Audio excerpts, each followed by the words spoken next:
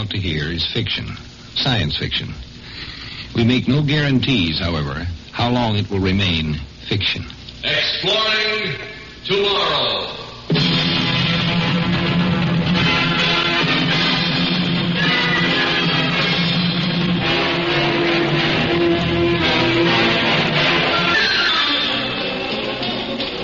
And now here is your guide to these adventures of the mind, the editor of Astounding Science Fiction magazine, John Campbell, Jr.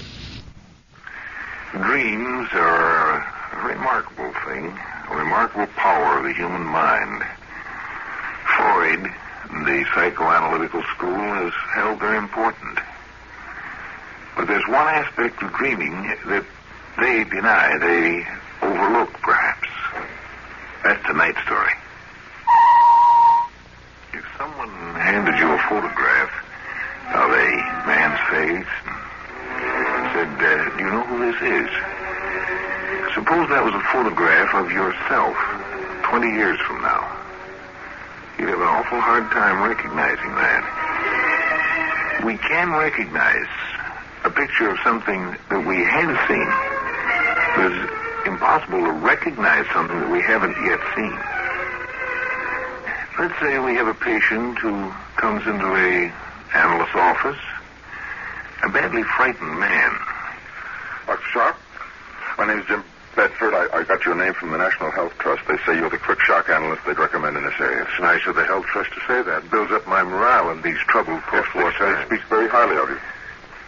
I feel so darn silly running to a psychiatrist. That's for old ladies. Maybe we better forget it. I've got a lot of pressing work that I really should be taking care of. Let's see, Mr. Bedford. Now, according to the data you gave my secretary, you're with the State War Reclaim Bureau. Yes, that's right. I'm regional director. I've been with the Bureau all my adult life since 1971. Since the Doom War. Well, it must be rewarding work watching the radioactive ash cleared away, houses and stores springing up again after so many decades, seeing the city itself come back from the rubble, knowing you could take a good share of the credit. That's right. It's going to be a long task, another generation. Sit down and you tell me about it. No couch? I thought all you psychoanalysts had couches. This office building was lucky to escape being hit. Yes, it's one of the few pre-war buildings left in this part of Sacramento. Matter of fact, it was your War Reclaim Bureau that loaned my family the money to rebuild. Doctor, why is it happening to me? What am I going to do? I have to stay at my job. Nobody else can do it. Nobody else knows this area the way I do. Nobody knows the people here the way I do. You were born here, William? Yes, I've lived in Sacramento all my life. What is it that's bothering you? I have some kind of hallucination, and it keeps getting worse. I've tried to shake it, but it comes back bigger and stronger.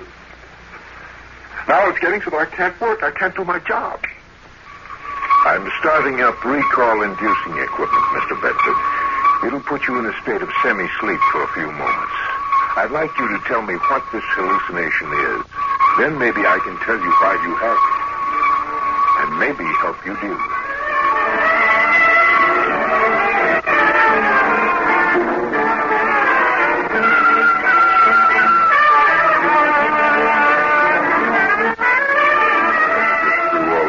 Inventories. Must be 1 million of them stuck in the basket today alone. Oh, I ought to quit and go to bed and get some sleep. Where's the report on that mutant rat they've been killing? One that spins webs. Better okay the extermination program. Poisoned grain probably be best, if it eats grain. Probably have to ask for federal aid. Not enough funds to do the job right. Oh, I'll okay the extermination and hope they can raise the funds. It's bad enough to have ordinary rodent infestation. Plague carriers, the worst possible sanitation menace. Menace, huh? Oh, it's you, Giller. How did you get into my apartment? Front door was unlocked. I'm sorry to interrupt your work. Well, I was about to stop. What time is it? Past midnight. You want a beer? I'm going to have one. Siphoning valuable grain off to make beer in these times of need. Must be nice to be a big wheel and have luxuries. Your own stove, refrigerator. You know, I haven't had beer since last May. You'll survive. You've always managed to. Trade some of that black market coffee of yours or some of those eggs from your chickens. You we lost all our chickens. That blood disease from the old H-bomb blast. Take a look at this. Your application for aid? Turned down. I know. Why? Don't ask me why. Oh, okay. I'm the responsible person. I turned it down. You and I have been friends since we were kids. So what? You get a kick out of it, lording it over the people you've known. People who were something in the community before the Doom War. People you had to look up to and say sir to. I'm sorry about your poultry farm. I'm sorry for all the poultry raisers, you included, and the beef raisers and the walnut growers, but certain things have to be rebuilt before others.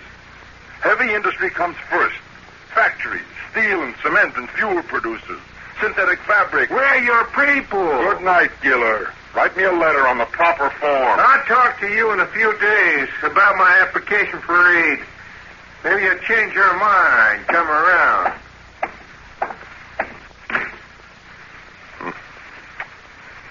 Giller ever got that farm going, he'd be the biggest black market operator in California. $5 a piece for grade A eggs, and he knows where to get it. Everybody trying to swing a deal, make money, cash in on people's hunger. I wonder if he's really gone, or if he's hanging around outside. People like him get on my nerves. I better go see, make sure.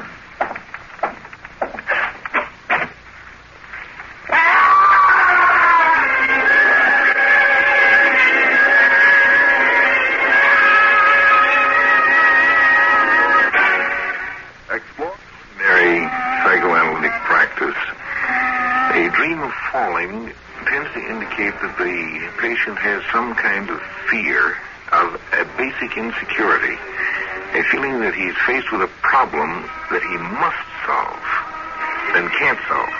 But he's got to solve it, but he can't solve it, but it must be solved. Mr. Bedford.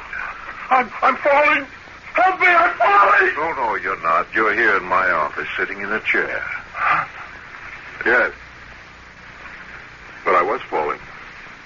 I started to go out of my apartment. I opened the door to the hall, and there wasn't any floor under my feet, just emptiness. And I tried to grab hold of something, and there wasn't anything, nothing at all, anywhere. Just darkness. What happened next? Were you hurt? Doctor, how could I have been hurt? It was just in my mind. Maybe I stumbled or something, but I didn't fall, because there was no place to fall. Momentary dizziness from overwork, fatigue. Yes, maybe. And since then, you've had a fear of falling. A phobia. Phobia about high places. Okay, Mr. Bedford, let's try another recall. Now, this time, I want you to remember more about the falling and your friend Giller. Stop it! Don't kill me! Don't throw me over the rail, please! Shut up. Well, you probably think I'm going to give you one last chance before we toss you off this ramp. Not my fault. I tried to get funds. Bureau's short on funds. Terrible task ahead. He can't hear you. Bedford, I came to you and begged you to okay our application, but you turned us down. You did all you could to block it. Black market rebel. Police never seem to get you all. Probably bought off. That's right, bought off. Now, look, Bedford, for old time's sake, you want to get in on this along with us. I'll let you in. I have a sentimental feeling towards you. I think you sincerely felt you shouldn't okay our application. I never will. Even if you kill me. Oh, you mean that? I got my job, responsibility. Heavy industry comes first. Remember when there were eggs, how the shells looked when they were dropped? Remember how it felt to crush the eggshell underfoot? How did that old nursery rhyme go about putting the pieces of the shell back together? By the way, Bedford, we're making sure the next regional director isn't so devoted to heavy industry. We're getting in somebody with, shall we say, an agricultural frame of mind? Okay, let's finish this up and get going. Get him over the rail. It's almost a mile to the ground. How could a thing like this happen to me and be forgotten? Can a person forget being knocked down, kicked, and threatened with death? It wasn't forgotten. It remained buried beneath, repressed. We'll have to try some more recall, Mr. Bedford. So far, I don't have enough to go on. Now, this business of Giller and his men beating and terrorizing you provides what's called the traumatic incident, the moment of fear that starts the chain reaction of repression going. But, are you willing to try another recall? Not now, Doctor. We shouldn't stop at this point. I couldn't stand anymore. Tomorrow, maybe. We'd better go on now, Mr. Bedford. Now, from what you recall, I got an impression that there's no time to waste. I don't think they just beat you up and threatened you. I think they did throw you over the rail to your death. I think they killed you. All right, Doctor. I'll let you start your recall-inducing gadget again, but don't make me go back to that moment. Something else. I couldn't stand to see them standing there above me. Higher and higher, and then the ramp and the railing disappearing. At this time, I'd like you to think of something pleasant, satisfying. Perhaps a day in your work when you were particularly pleased with what you accomplished.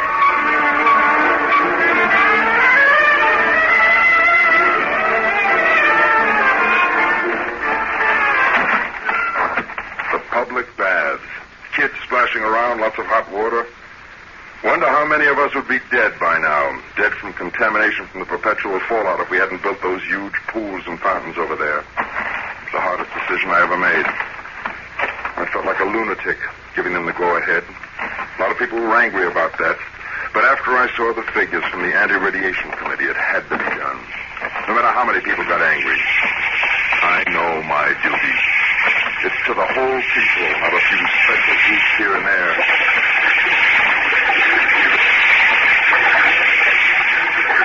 You say you okayed the building of mass public baths, and you actually stood and watched the people bathing.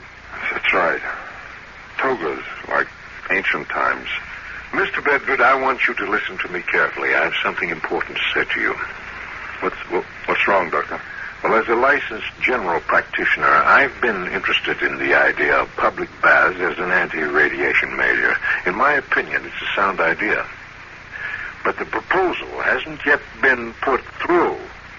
No baths have been built. It'll be at least 5 years before the baths can be put into operation.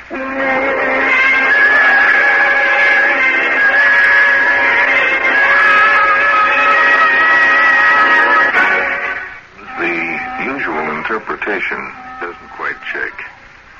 Sometimes the dream isn't quite usual. If a man has a dream of the future, it's awfully hard to identify its source, because the source hasn't happened yet. Tell me, Bedford, you were exposed to a great deal of radiation in the early part of your life, and so were your parents. That's right. We all were.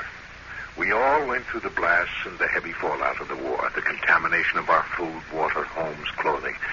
Do you remember any unusual exposure, either to you or to your parents, radiation approaching a dangerous maximum? Let me try to remember. I'm confused. You think I'm some sort of a freak. Stop sitting there in the chair insulting yourself. You have to make plans. Plans? There's nothing I can do. There's no way I can stop him. Try to remember any toxic dose of radiation, especially in the earliest part of your life. Now go back to the enemy missile attack. Sirens. Can you hear sirens? You're possibly running toward a shelter. Your family running, too. Across a field, maybe. I'm sorry, Doctor. I've had all I can take. I'll see you again some other time. You're leaving? Thanks for the help. I've got to consider all this. Maybe I'm not remembering the future. Maybe it's just a false memory, a neurotic fantasy. How could we check? If it's really in the future...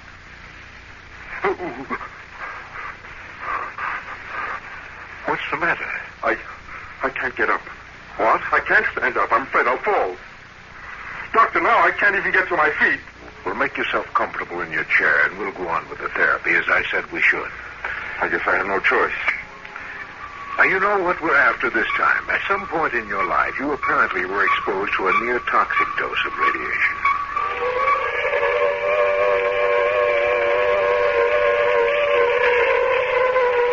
Wait for me. Hey, don't leave me behind. Come on back.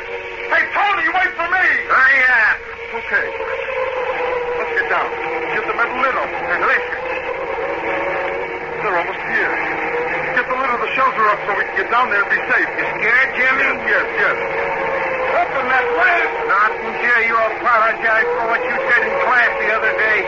You said my family moved here because they thought nobody would bomb this sector. You said my family was scared of being bombed. Okay, let's see.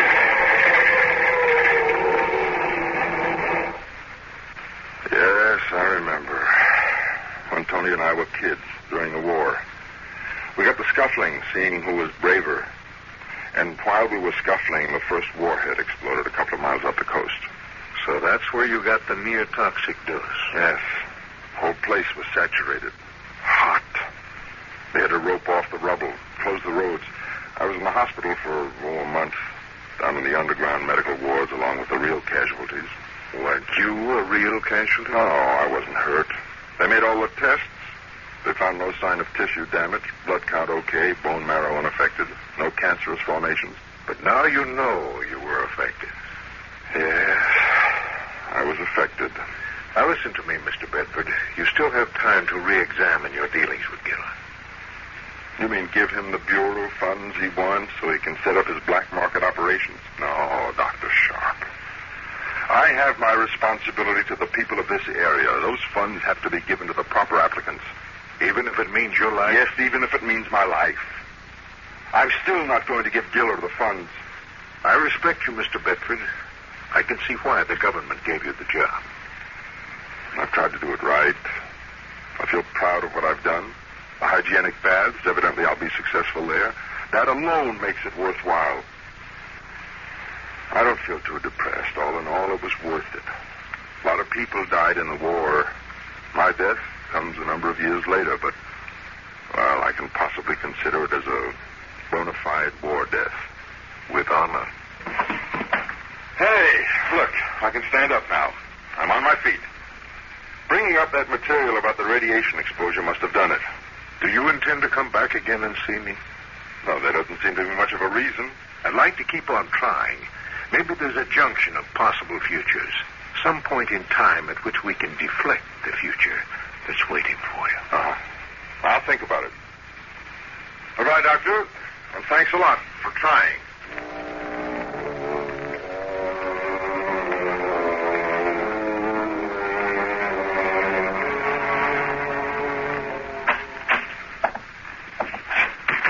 Did you wish to see me? My name is Tony Giller. I'm sorry to bother you, but this constitutes an emergency. I got, it's a compulsion.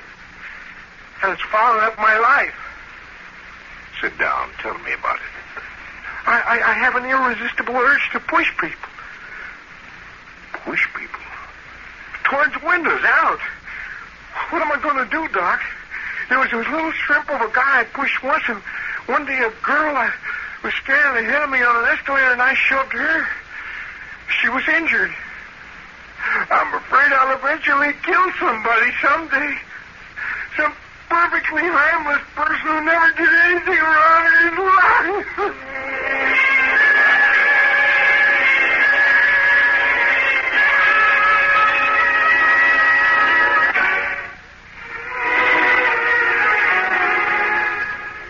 The stone is never afraid of anything. The stone has no sense of futurity, no sense of a future to control. Wherefore it has no fear. If you can feel fear, it means that you can sense the future. To the extent that you can sense the future, you can control it. You don't have to be stuck with any particular future. If you take the trouble to dream about the future, then you have a chance to do something about the future. If you don't like atomic wars, you have a chance to do something about it, provided you dream that it's there. Nightmare or not, you have a chance to do something.